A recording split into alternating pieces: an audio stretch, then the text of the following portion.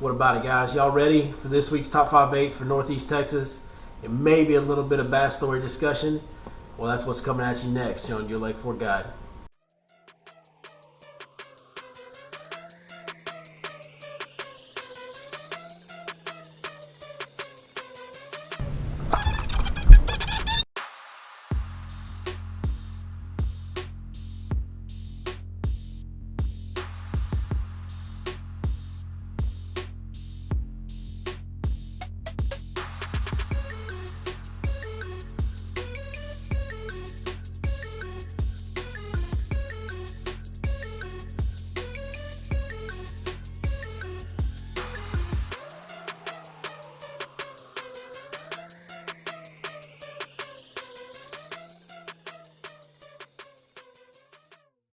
Once again, we appreciate you guys watching as always. Man, we couldn't do this without you. The channel's growing, and it's all because of you guys. I can't thank you enough.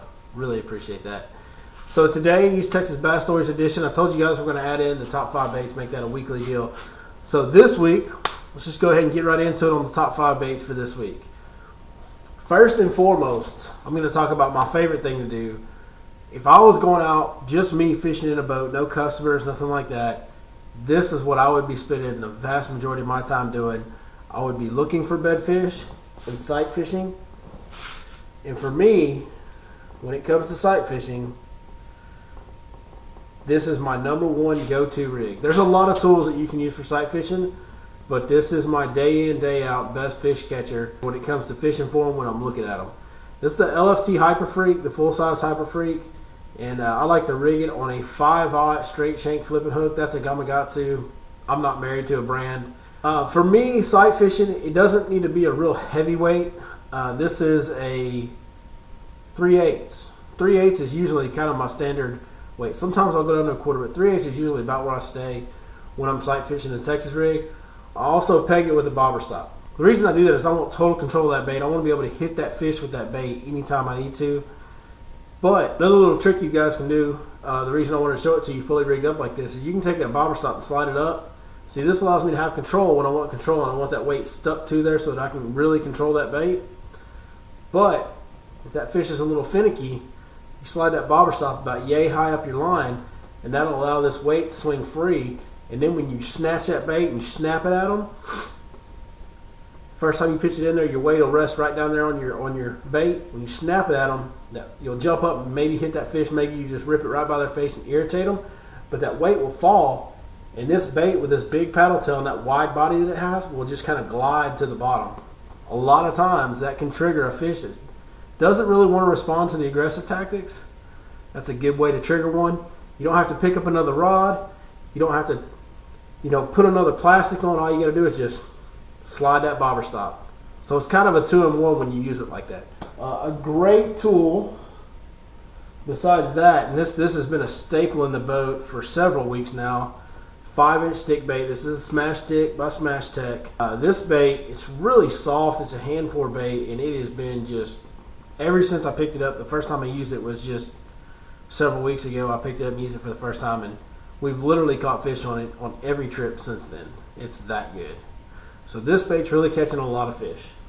And we're rigging that on a 4/0 EWG Gamakatsu super line hook. The next bait, this was a new one to me about a week ago. Really excited to see what it'll do going forward. It's catching some nice fish so far. This is the Smash Minnow by Smash Tech. Smash Tech makes a bunch of different swim baits. They all have their purpose. This is one that I really like. It's a different type of swim for this size profile swim bait.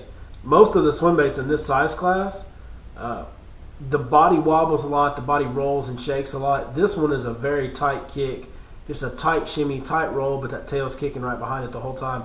Has a very fast swim to it, I guess you could say. A little bit different swimming action. First time I threw it, I got bit on it. Been getting bites ever since. I really like this bait.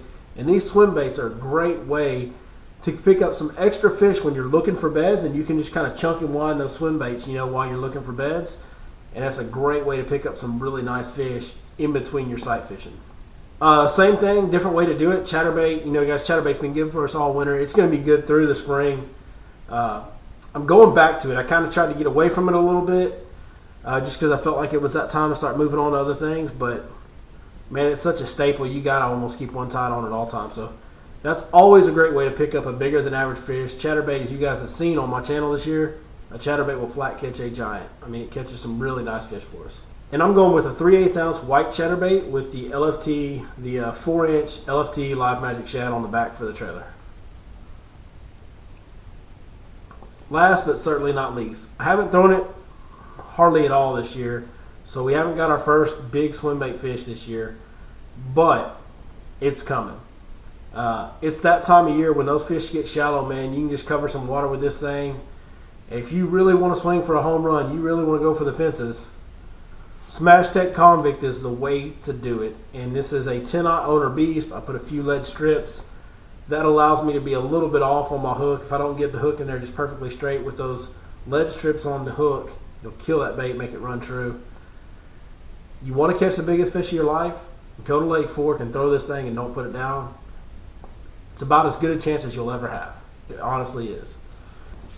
And I think I forgot to tell you guys about the hook on the Smash Minnow. So on the Smash Minnow, I'm actually using a 8/aught 3/8 ounce beast hook on that. So that's a belly weighted beast hook. It's an 8/aught, not a 10/aught. So a little bit smaller than the 10/aught, but it gives it a super big bite.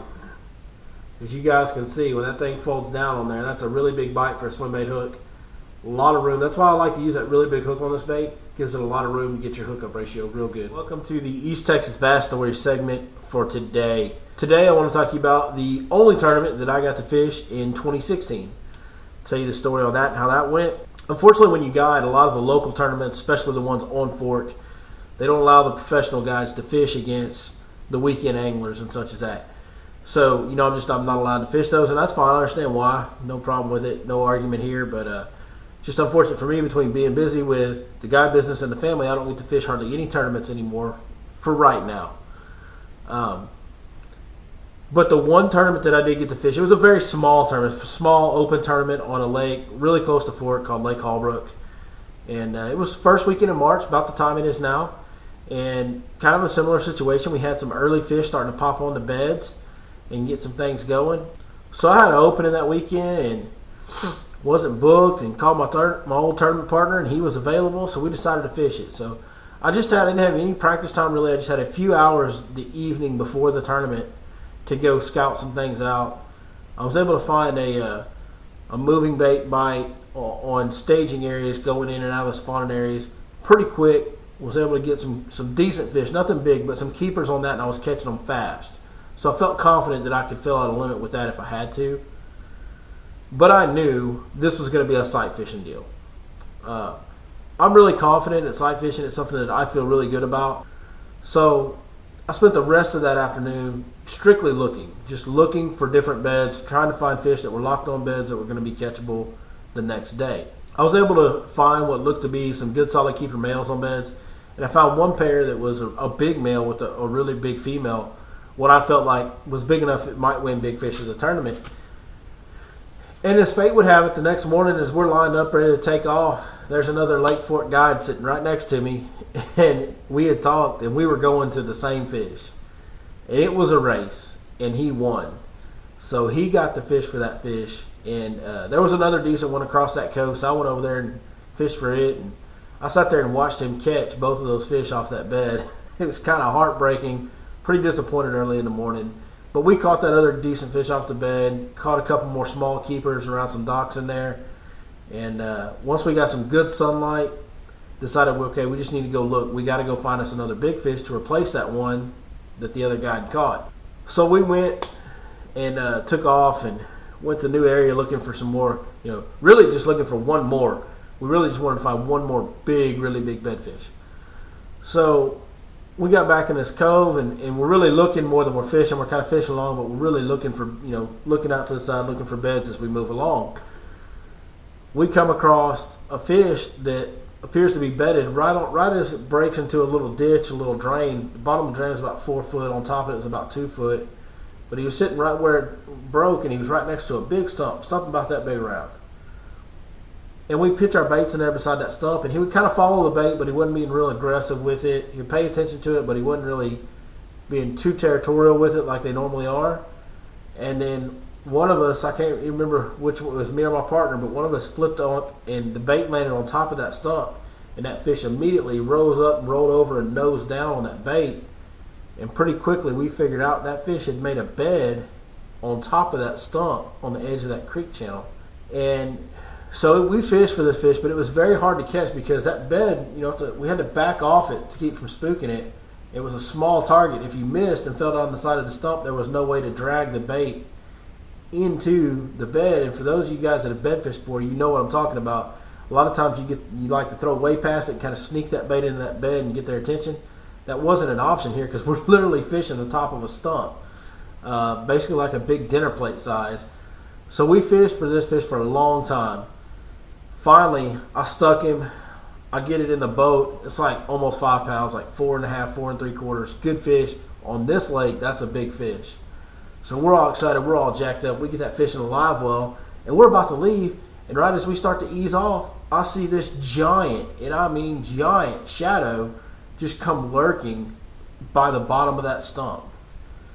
And I thought, oh my goodness, there's the female. So because we were already moving, I just kept on moving, eased off. We circled all the way back around, going as slow as we could on the trolling motor, eased in there, kind of pushed ourselves along once we got close and got anchored in to some cattails next to this stump where we could see it good. Couldn't see the fish.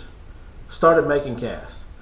Pitched around the stump, didn't see anything. Pitched on top of the stump, here she comes. And just very slow and methodical, she eases in. She just kind of stops at the stump and she raised up and kind of eased on her side and just kind of looked at that bait. And I thought to myself, oh man, here we go. So we went on and fished, and it's taking a lot of time now. Trying to get this fish to pay more attention. She's working in, she's getting tighter. Now she's nosing down on the bait. She's blown on it a couple times, hasn't taken the bait in. So we're trying to get her more irritated. Well, I told my partner, I said, pitch in there and get her attention and have her look at your bait. Then I'll try to sneak one up on her, see if we can't surprise her and just make her a little bit more frustrated, irritated with us, get her a little more aggressive. Just trying to antagonize her really a little bit. And he pitched in there. He's got his bait in the stump. We were having a hard time kind of seeing that stump, so I was kind of helping him see where the bait was. And okay, we got it in the stump. So I reached down there to grab my rod, and while I'm reaching down there to grab my rod, next thing I know, my partner sets the hook.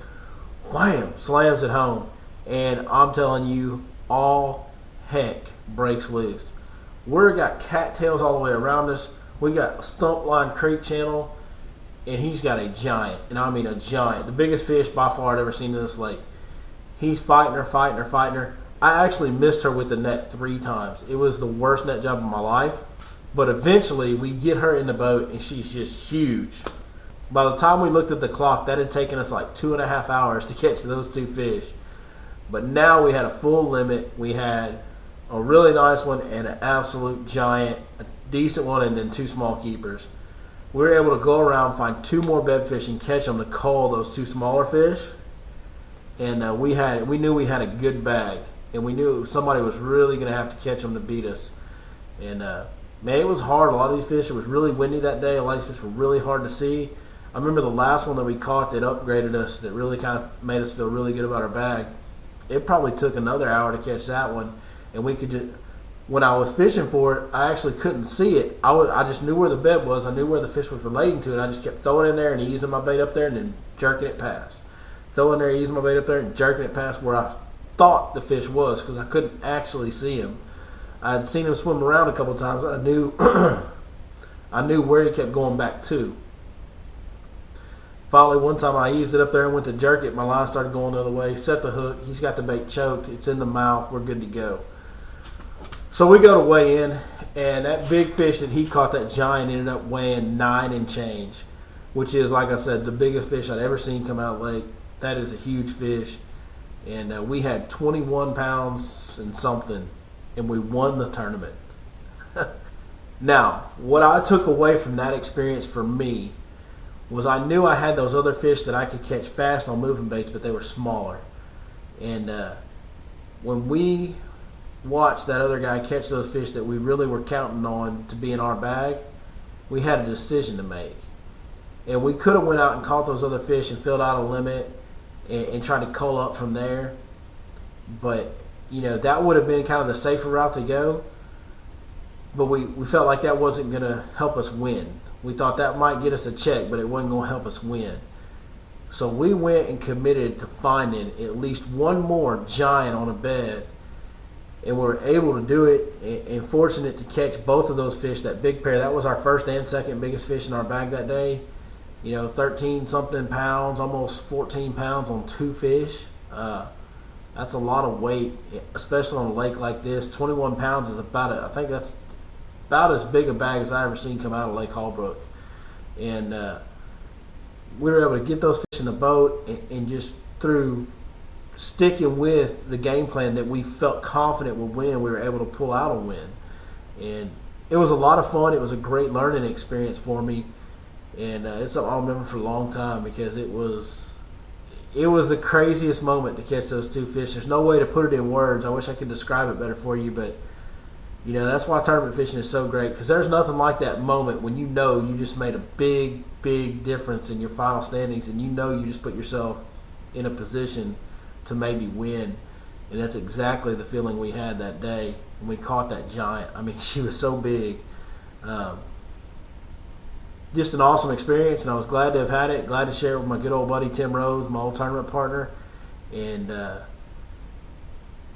guess that's it. That's the story. That's my only tournament story from 2016. So it was a great tournament year. I was 100%, 1,000%, 1-for-1, undefeated in 2016 in tournaments.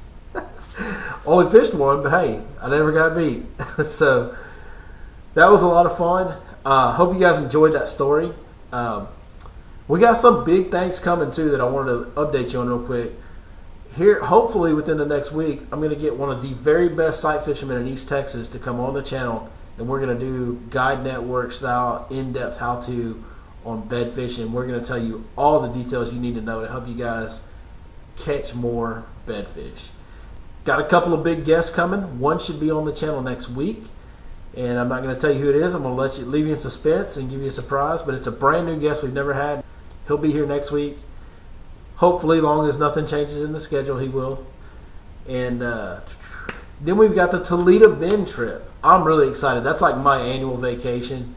We've got Toledo Bend coming up. I'll be fishing it the last few days of March, the very end of the month. You guys will see the videos starting the first or second week of April. I'm not sure how it's going to unfold yet. That's going to be a lot of work. There's no internet down there, so I'm going to have to maybe have a little lag time in that editing process. But